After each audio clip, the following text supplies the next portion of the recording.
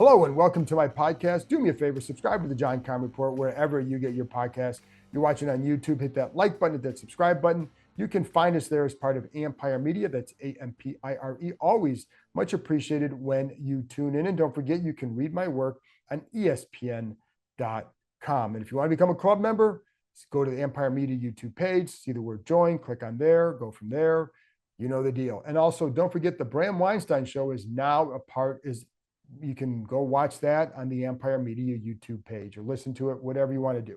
Anyway, so today I'm joined by former Washington tight end Logan Paulsen. We get into a lot of topics, starting off with some camp fights, some fun memories of camp fights, because getting into that time where there may be one or two of these coming up, get padded practices, 90-degree heat, recipe for skirmishes. Anyway, also what he has taken from the first week and a half or so of camp, what he looks for.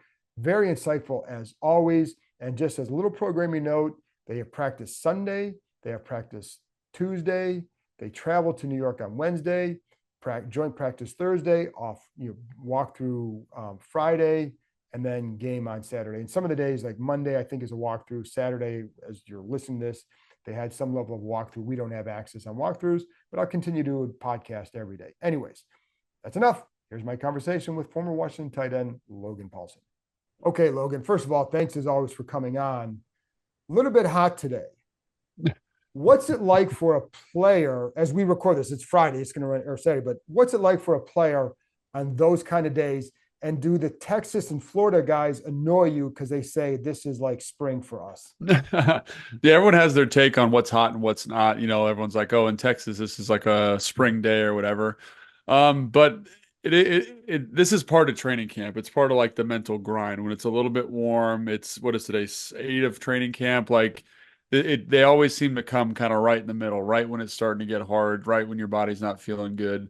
The temperature creeps up a little bit, and you just got to be mentally focused and kind of grind through it. And I do think there is some benefit to kind of having to suffer is a strong word, but kind of work and grind your way through a tough practice, especially midway through training camp. So yeah, this is it's part of the deal. It was never fun, but it's part of having the best job in the world, right? You got to kind of have some days where you're pushing yourself a little bit to kind of manage the weather.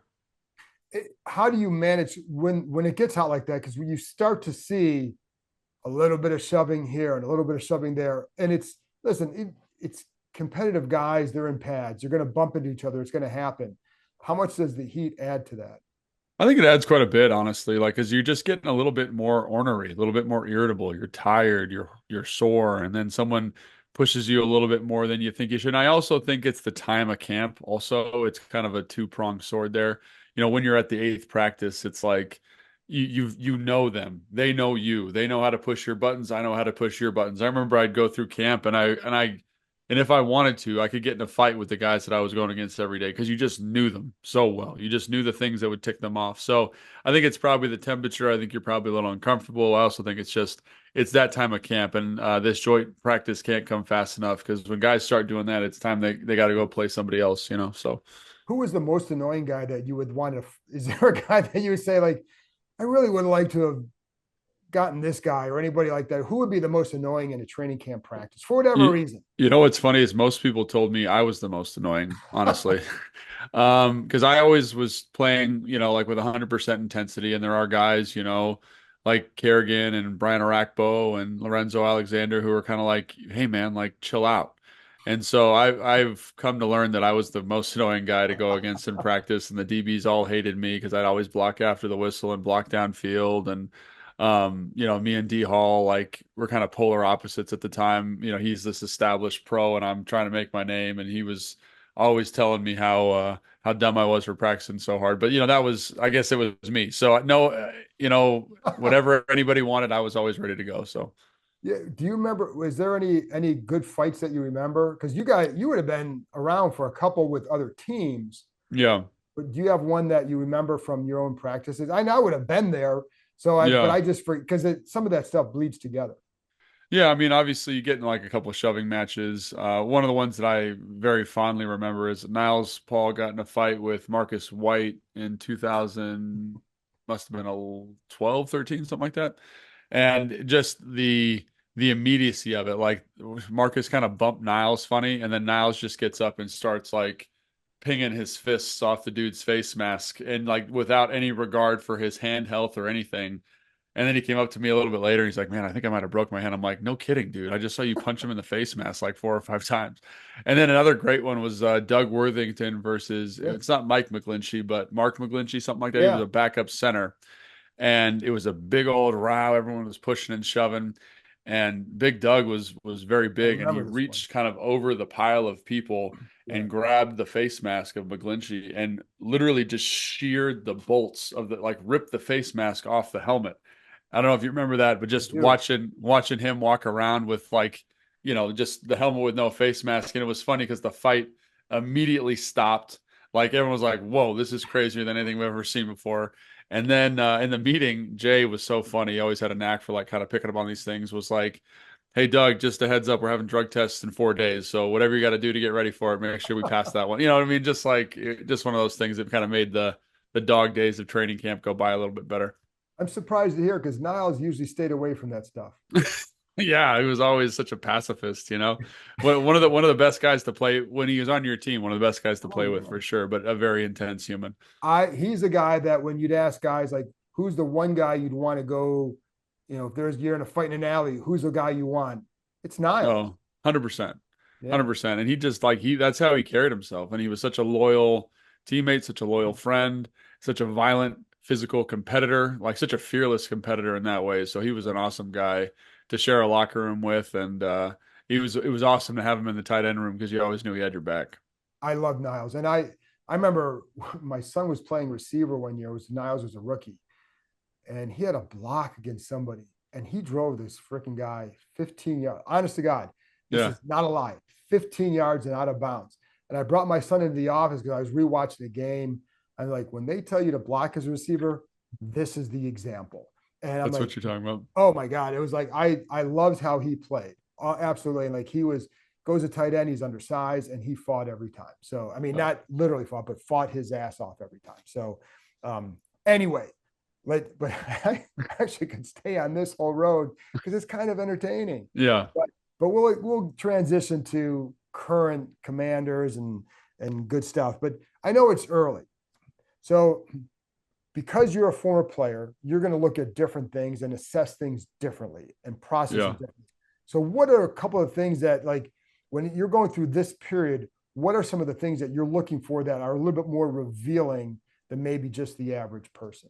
Yeah, so I'm looking at a couple things. Let's start with the offense. Offensively, I'm really looking at like formations, personnels, how they're deploying certain guys. And that's kind of my main focus. So I really enjoy coming to team and watching the stuff that Cliff's pulling out and how he's using certain guys in the formations and how he's getting to certain concepts, the motions and the shifts. And I've been really happy and impressed with some of that stuff because I feel like he's found some really good opportunities, kind of easy opportunities for the quarterback, which is great. They've done some creative stuff in the run game. I really enjoy that. Also, then kind of that's like the highest level, and then as you get down there, it's like who's getting more reps at left tackle? What's the receiver rotation look like approximately? Like how are they using Zach and Ben Sinnott? Like what are their usage patterns? And again, I do think that's also revealing just kind of a mindset certain guys or like a perspective regarding certain guys. So that's it. And then on defense, really for me, it's personnel packages almost exclusively and coverages. Like that's really what I'm trying to get a feel for. Like, a couple of days ago they were doing kind of a second and long, third down type period. What do those blitz packages look like? How are they getting to them? Who's playing defensive end? Frankie Luva, where's he lining up? Who's playing the safeties? Like all that type of stuff. Because I do think again, it's still so early, and people say, "Oh, you can learn a lot from training camp," and I agree with that. But I also think you're still trying to figure out who does what well, especially with the new staff. What kind of roles guys are going to have. So that's kind of what I'm watching and just trying to get a feel for potentially what the coaching staff may or may not be thinking. You can be fooled by a lot of this too. Oh, And absolutely. that's where that I've always learned over the years is take it and try to put it in context and perspective and not go overboard with it because were you here when Larry Johnson was here? Yeah, it was. He's the example because everybody thought he had this great camp and then he averaged like 2 yards a carry or less than Yeah. 2 yards a carry. And it wasn't like, because you don't know how to always assess something. So Right. did it take you a while, even as a player, to learn like what might be real, what might not be, what are the things that I should be looking for to see what might translate to the season? Yeah, I mean, I think it's more as I've gotten a little bit older, just don't make any conclusions. You know, Yep. you can have information, you can like make an informed decision and say they did this at practice, but ultimately, like you never know how it's going to shake out. And I think over the last couple of years, there's been some relative excitement about the quarterback position. You know, with Carson Wentz, for example, when they brought him in, a lot of people were excited, and then with Sam Howell, everyone was excited about him too. And I think there were reasons to be excited about them, but looking back, there was also reasons to kind of be nervous or be skeptical. And then those those kind of those reasons for uncertainty were exacerbated when they start going to joint practices. And you always bring up the story of, you know, Manuel Forbes looked good in practice, then he goes to joint practice and doesn't look good. I think the more data you can get on these guys and on these systems and on these setups, the better you feel about it. Because right now they're going against the same defense every day. So everyone says, "Oh, you know, Jayden Daniels look great." You know, I have so many conversations with all the guys on the beat every day. How good does Jayden Daniels look? He looks great. He's doing a great job. But he's going against the same defense now for about 3 months. Right. So what happens when he goes against a new defense? What happens when they get a wrinkle? What happens when you know, like the blitz is real and the pressure is real? Does that change? What happens when the windows are a little bit tighter and he's got to squeeze it into a tighter window? Like those are all things that he's shown flashes of. But again, like to make a conclusion or a declarative statement about what he is or he is not going to be this year at this point in the offseason is kind of insane. And I think a lot of people do that. And a lot of people who come to practice, they watch 4 reps and they say, "Oh man, this guy's ready to start." Like Brandon Coleman's a great example. He's had a great 2 days of one-on-ones. He's looked really good. He's moved his feet well. I think teams look good. But I'm not going to say he's definitively the starter because there's so many more things that are going to happen. We got preseason games, we got joint practices, like we got so much more information. So has he done a good job? Yeah. But am I going to say he's going to be the left tackle of the future? You'll never hear me say that. And it's because of being burned on evaluations on small sample sizes in the past. And I'm with you on there because what I always try to say, listen, I like a lot of what I've seen from Jayden, but also what I've heard from others about Yeah. him. And like to me, that matters more than because as you know, and I always talk about like I might see a completion, they might look at it and say, well, that was the wrong read. It was a completion. It might please these people, but it's the wrong read. Or what they see is, and going against the same defense, maybe you see a certain leverage. So now you can communicate to the receiver what you want to do because you've seen that a lot. So when you Yeah. get to the Jets, you get to the Dolphins, how do you then handle that? But I think it's always been to this point, I like what I've seen and heard. And there's always that next step to see. And I also think, Logan, too, with him, like, I think he'll be good. I don't know when. And I think Right. same thing, Brandon Coleman. I think the kid can, I think he can certainly play in this league. But when does he get to the level? Because now it's like, okay, let's see him against certain pass rushers or certain other guys that are different than he's used to. Yeah, I think that's exactly right. And one thing I've tried to do this year is just kind of listen into other media, other teams' media regarding their training camp. And it's all, oh, this guy's the best, and this guy's this, and this. Everybody's having these storylines and narratives, but it very rarely comes to fruition the way that these teams and the way that we think it will. So I'm always kind of slow playing it. Again, Jayden, I think, has done a great job. All the things you talk about. And you know, and everyone says, "Oh, well, people can say a lot of things about him in terms of what he's doing off the field, but it shows up in practice. Yeah. Like the anticipation that he throws with, the understanding of the coverages, his relationship with the receivers, like his understanding of where the football needs to go, kind of so early in his drop and stuff. Like all those things are great, and I'm really excited to watch him play. I just think the evaluation's incomplete, so I don't want to make it sound like I'm down on him or he's No, playing poorly because he's done a great job. And I'm going to steal something from Craig Hoffman from our podcast. He's always like Pick the Man podcast. yes, he's taking the test that's given to him and he's acing that test. So Correct. that's all I can say as up to this point in terms of the evaluation. And you're walking, you're climbing a ladder. This is Yeah, you go each step along the way, but each step gives you more information. And so, and I agree with Craig, like everything so far, he's passed. All the tests so right, far, he's passed, and he keeps moving up. Or like maybe it's a video game. You got to this level, now you're at this level, right, now you're at this level. But he keeps showing like there's been yet the positive thing, the most positive thing for him is you haven't seen any reason to think they made that he wasn't the right guy for them. correct. That's you know what I mean. So Yes, like that's been a good development for him too. So what is it like with him? Is there anything else that from a player perspective, again, I can see anticipation, I can see this, but are you seeing like, what are you seeing in terms of checks and things like that, or cadence or anything like that from him?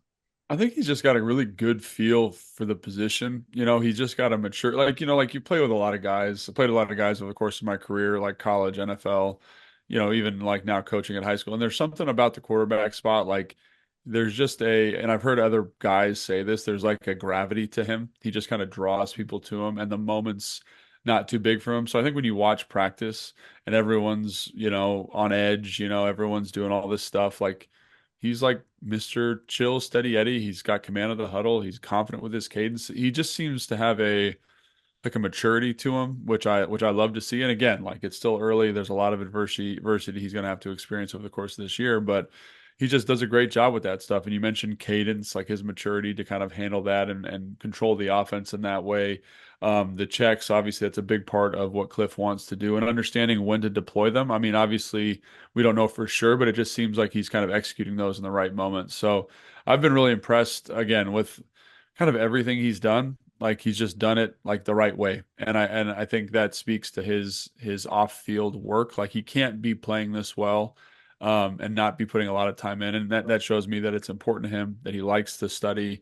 And I've never been around a quarterback, and I've said this on this show before, that was good to any level and didn't study, and I think he's doing that stuff. And that makes me excited. And so to your point, like that player engagement element that he brings is awesome, and then his play is also awesome. So I think it's all heading in the right direction. It's just about, I really can't wait to see them up in New York for that joint practice or the preseason game if he does play. Yeah, and I think the other thing to keep in mind too is it's a new offense, and you have a Yeah, new play caller, and you have new parts, and you have a rookie still, regardless, he's a rookie quarterback. It doesn't happen overnight, and that's yeah, so. Like to me, what I want to see is keep building, right? yeah. Keep building on it, because if you do, that bodes well for the future. Yeah, absolutely. And I think that's the other thing that's also been really impressive is, and I think, this would be kind of a longer term study that, maybe I'll have time for, but like, just how quickly everyone seemed to pick up the offense. And one of the criticisms of kind of like, the Cliff air raid system is that the verbiage is a little limited, but I do think it's helped these guys play fast. Like they're playing with a great tempo. They're lining up quickly. They're always kind of in the right spots. There aren't a lot of mental mistakes, and there is a level of complexity and nuance to the offense, which is great. And I think the great thing is to see Jayden understanding that, and then understanding kind of what the different positions and motion or formations, excuse me, and motions are giving them from an offensive standpoint. I think is also really cool. So lots of cool things, and again, it seems like it's ticking along at a very good clip offensively, and I think Jayden deserves a lot of credit. I think the offensive staff deserves a lot of credit. It's just about, does that keep going? Because they're gonna, again, like they know this defense so well. They know this Joe Witt Jr. defense probably like the back of their hand. So even by accident, Cliff might game plan in something that is a rule breaker for the defense that makes easy completions and easy throws. But I mean, I guess the same thing's true for the defense. A couple days ago, they made this beautiful completion on like on a high low that they got to in this really creative way on the right sideline to Jahan. They tried to hit it again Right. today, and it was covered up. And so it just shows that like they're kind of playing off each other. But again, the familiarity is really helpful for the offense. I always found that was so helpful in training camp, because you're like, I know when they're bringing the splits. I know when to check out of this. I know when we should can this run, because every day we see the same thing.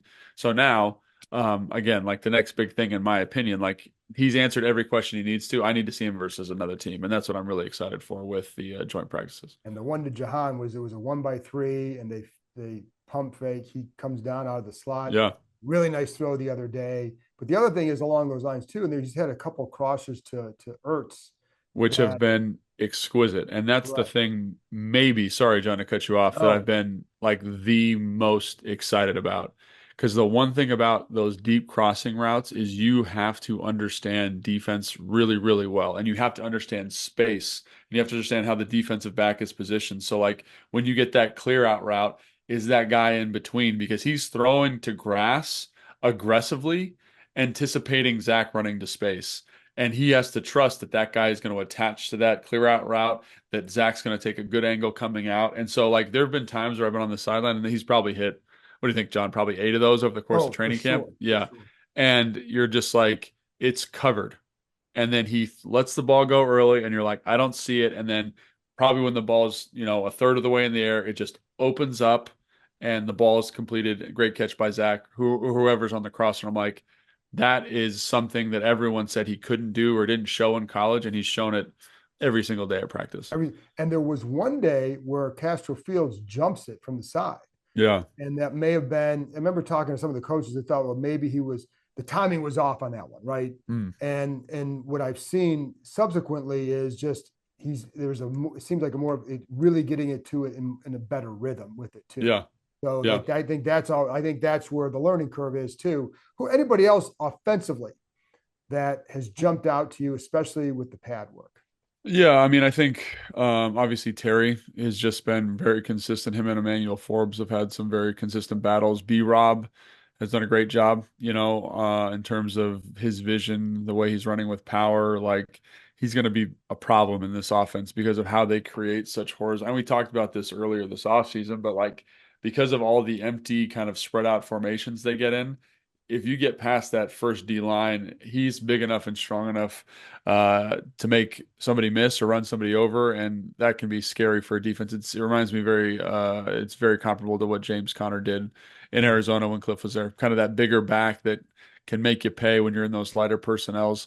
Austin Eckler's flashed a little bit. It's been impressive to a certain degree. I think Zach, obviously, the consistency that he's practiced with, just from the entire offseason program to now, like, he's catching the ball well, he's running good routes. And then I think Sam Cosmi deserves a shout out. He's done a great job in one-on-ones. He's going against the big dogs, John Allen, Daron Payne, and he's setting the tempo, and he's looking like a guy who's ready to take that next step, which is awesome because he was playing amazing football the last couple of weeks of the season, last 6, 7 games. So he's done a great job.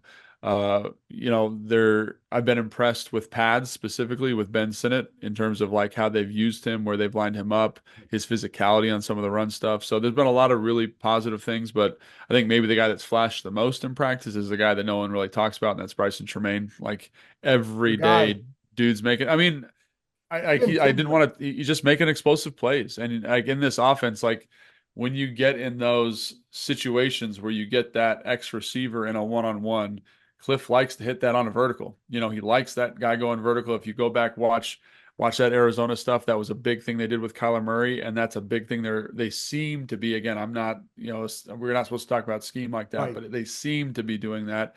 And Bryson Tremaine has been the beneficiary of that, and for him to consistently win those 50-50 opportunities for a guy who has shown out in special teams and catching the football, I think it's a testament to him, and we got to shout him out in this category for I sure. think you're right. I think Tinsley gets in that category too a Yep. little bit because I think he's shown some of those same things in special teams and some big plays. Defensively, what have you seen there? Like, what has stood out to you so far? I mean, the communication to me has been a big deal. Yeah. And I haven't talked about it enough because I talked about it in the past, but it's been a dominant thing every day, especially compared to last year. Yeah, and I think when you talk to guys like Fletch and Smoot and even Sean Spring now, who's helping out with the show, and then you hear Dan say, like, you hear good defenses before you see them. I think they're really trying to embody that principle. And it's just such a stark contrast to what was happening last year, and just how different it was and how guys were just kind of playing it straight and they weren't on the same page. And now it's this that to me has been something that really sticks out. Also, I think the kind of complexity of the coverages, but how decisive people are playing within the coverages, how it just, and again, it kind of coincides with the communication, how we're showing man, right? But we're going to hold it through the cadence, but we're going to get to Tampa 2, or we're going to get to cover 3, and we can hide these disguises because we're all on the same page. We all know what we're doing. And that was a feature of the defense in Dallas that was so impressive. And again, it's a testament to Jayden that he's been able to kind of get a feel for those disguises a little bit better and where the ball should go. So, but that's something that really sticks out to me. Obviously, the usage of the other thing that is, I think, maybe the most compelling storyline of camp is like defensive back usage Yeah. because you just have so many different body types. You got Jeremy Chin up in the box. You got Percy Butler deep, and then all of a sudden, a different package is in, and Percy's in the slot, and Jeremy's deep, and Quan's all over the place, and Sanders still's in this. It just there's so much diversity, there that is that's really fun and it's really refreshing to see because I think that's the way modern defenses are going. When you hear people talk about modern NFL defense, it's how well they disguise in the back end and how they stress the quarterback from that perspective. And I think you are definitely seeing signs of that for sure. Yeah, no, I think that's one of the things I've been looking forward to most because that gets into the chess match with an opposing quarterback. And I think they have guys back there who know how to communicate. But I also think it's to your point when you talk to guys, it's about um, not simplifying the defense, but clarifying the Clarifying. responsibilities better. That's a better word, clarifying, and just understanding that and allows you, play fast football or players who play fast aren't always like the fastest 40 guys. They're the Right. guys who understand what they're doing the best and can react. And I Yeah, think, and sorry, I think you see that with the corner specifically. I think you're seeing yes, a much more effective Benjamin St. Juste. I think you're seeing a much more effective Manuel Forbes Davis too. A guy that was kind of much maligned coming out of LA with the Chargers. Like looks good. They look confident. They look aggressive. They look decisive, and that speaks to your point. Like when you have clarity as a player, I can't tell you how absolutely empowering that is. When it's like, hey, when it's this look, we're doing this. When it's this look, we're doing this. And don't worry about this other thing because this play, we're not going to call it then. And you're just like, okay, I can work and focus my preparation. And I think you see that with everybody. I think you see that with the communication. And there are times where you can tell they're a little indecisive, but that's what training camp's for, right? It's to add clarity in those situations, to go meet about it and be like, hey, man, good job by the offense, man. We weren't expecting this, but this is this is what we want to do that. And it's awesome to see kind of that second string group of linebackers, the Bo, how do you say his last name? Number 51, Bo Burma, Bauer. Bauer, and then number 47, Jones. Like they're checking into different coverages off of blitz looks. They're calling blitzes. It's just like everyone seems to have a much more comprehensive mastery of what they're doing defensively and a greater confidence in how best to execute it. So I'm excited about that group quite a bit, Yeah. and I'm excited about the secondary quite a bit. It's funny because watching Bauer, like he really seems to have a deep understanding of this defense already when Yes, you watch him and how yes, decisive he is on his calls. And it's like, dude just got here. yeah, But yes, it is, I agree with that. And with the tight end group, so that's obviously your spot. Zach Ertz, I think, as long as the guy stays healthy, I think he's going to be productive and he's going to be a really valuable piece for them. Sinnott, I haven't seen him make a lot of catches, Logan. So I right. don't, and John Bates is John Bates. Cole Turner, we're still kind of waiting. I think, Yankoff and Rogers, interesting. But how would you assess that group based on what you've seen and maybe your expectations? Yeah, I think that group's going to be a bunch of knuckle draggers in a good way. And so, like, obviously, Zach is the guy who's going to catch the football and do all this dynamic stuff, and he's done a really nice job of that in camp. I think you see.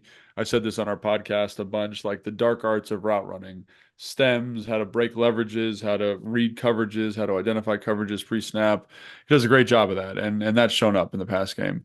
I think Sennett is a little bit more of a thumper than I thought. Everyone said he's going to be a fullback. And I think his reps at fullback and what he's been able to do on the move in terms of blocking have been great. And I think that gives you so much flexibility when you're like, hey, man, is this guy going to be a fullback because you're going to play in the slot? Because it's going to affect our call defensively. And I think when you look again at San Francisco, one of the things that Kyle Juszczyk brings is he brings enough pass game upside that defenses have to respect him in that way, and it gives them tremendous advantage when it comes to running the football because he is so physical. So I think that is it. And then today Bates, for example, they were running. It was a 4 minute drill.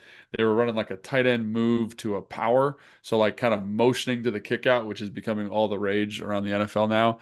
And I don't really usually think of Bates as the guy that does that. I think of him more as like the inline maestro. And there was a significant collision on that. And so, like, the toughness and physicality that those two guys bring allow you to do so much more offensively. Like, they talk about I was listening to something The Athletic just put out about the best offenses in football.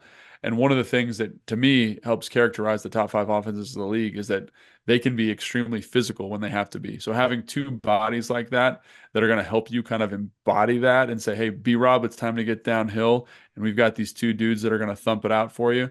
I think it's pretty cool. So I think that's kind of where I see the position group going. And obviously, I think Sennett's going to develop as a pass catcher. And I think Bates isn't bad in that department, but I do think that makes that fourth spot to me after watching it kind of on the field a little bit more interesting because I think you're looking for a guy that can find you mismatches in case Zach goes out for whatever reason. So is that Cole? Is that Armani?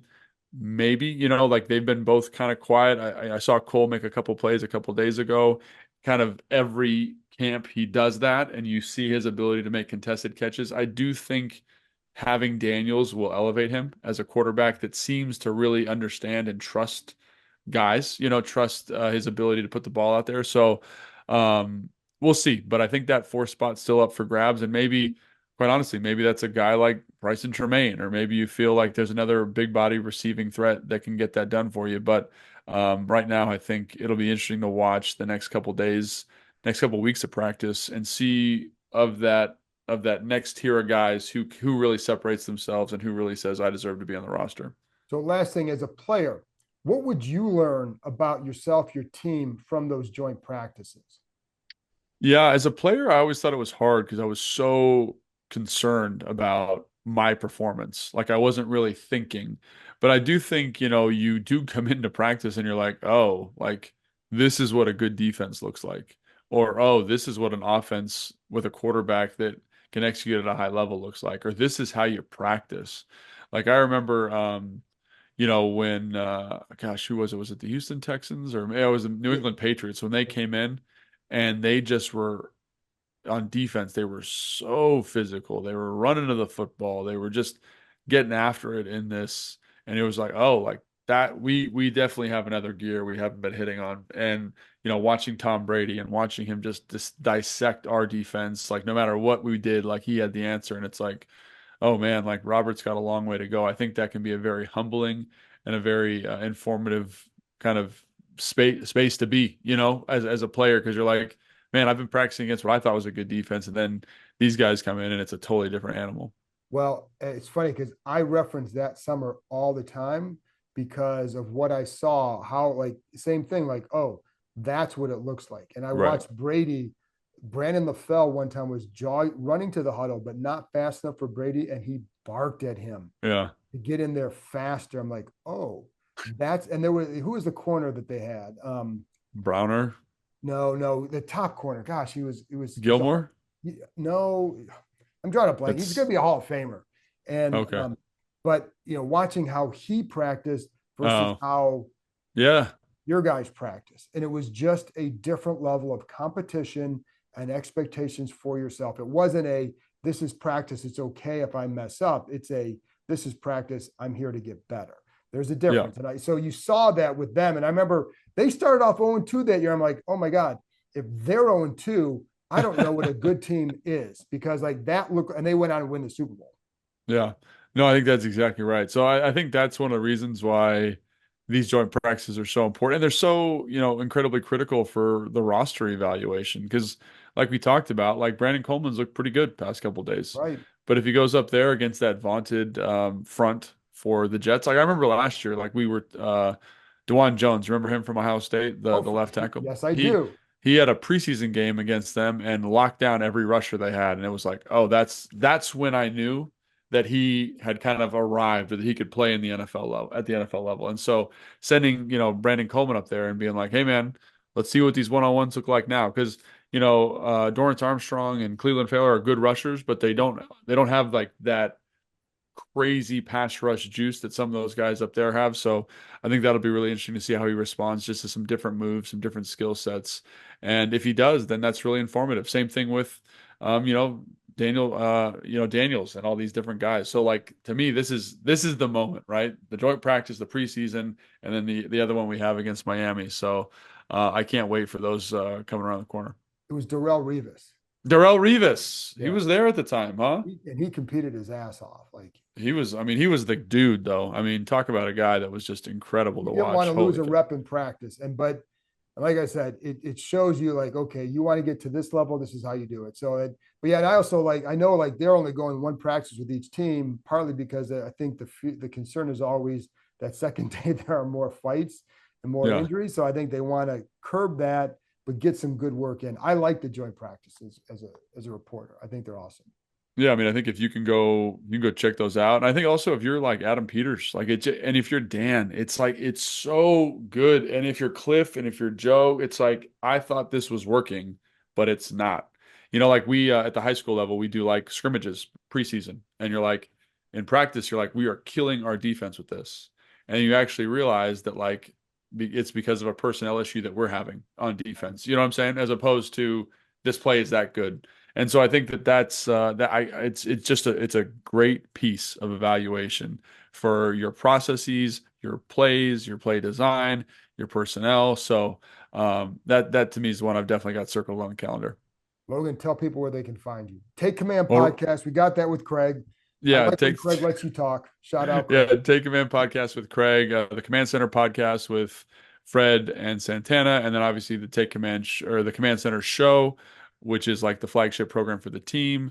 I'll be doing the sideline radio call with Bram and London this season, which will be a ton of fun. And I think that's all the big ones right now. Obviously, we'll be doing game day with Coach when season starts with the film breakdowns and interviews with him. So yeah, I'll be everywhere, and looking forward when people come out and tell me they're watching our stuff.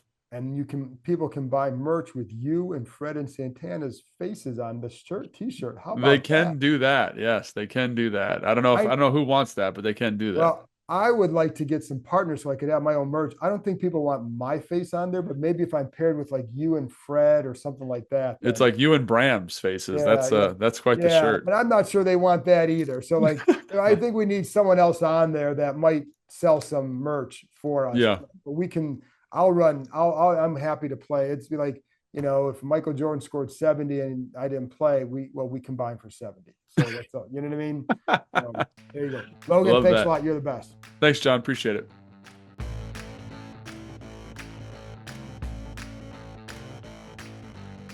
That's it for this episode. Thanks to Logan for joining me, and thank you, as always, for tuning in. Like I said, I'll be back on Sunday, wrapping up another practice. We get closer to preseason games and kind of finally start to see how they look against a different opponent. Thanks for tuning in. I'll talk to you next time.